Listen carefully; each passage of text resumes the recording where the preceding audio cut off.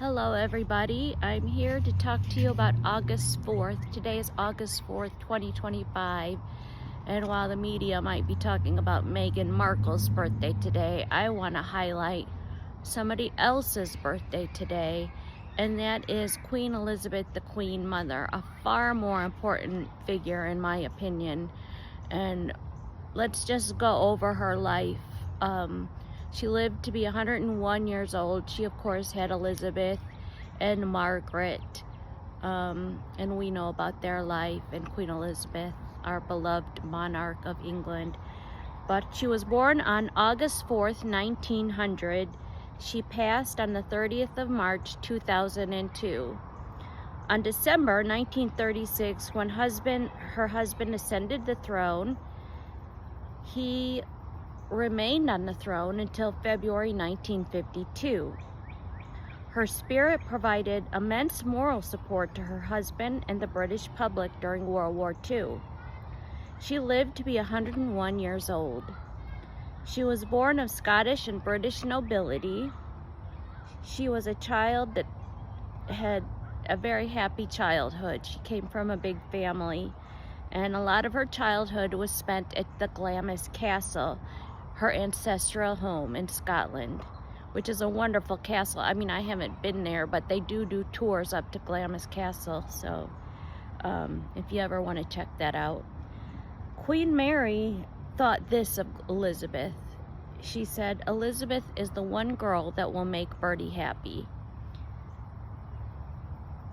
During the war in London, she comforted families during the evacuation of children, and she helped with the mobilization of fighting age men and supporting those family members while their young men went off to war during World War II. She was an immense support to her husband, who, as we all know, he had stammers, he had little confidence, but he was dedicated and fiercely loyal and consistent in his duties.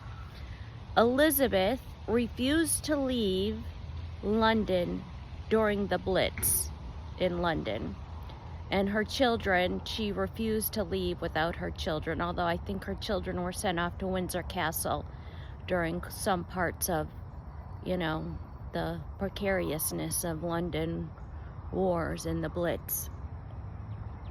Elizabeth visited hospitals, factories, parts of Britain that were targeted by the German Luftwaffe.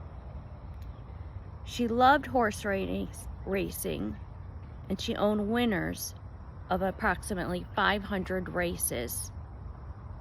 And this is an important part, and this is towards the end of her life.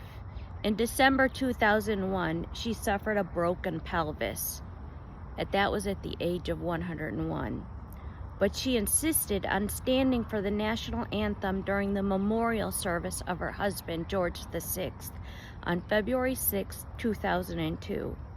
And then she died a month later on March the 30th of 2002. So that is a life to be celebrated today.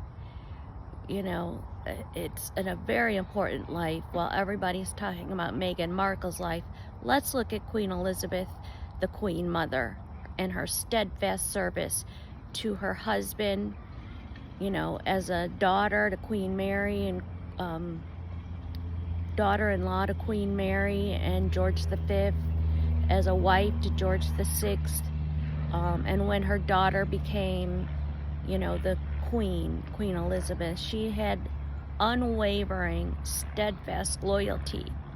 That is something Meghan did not have when it came to serving in the royal family.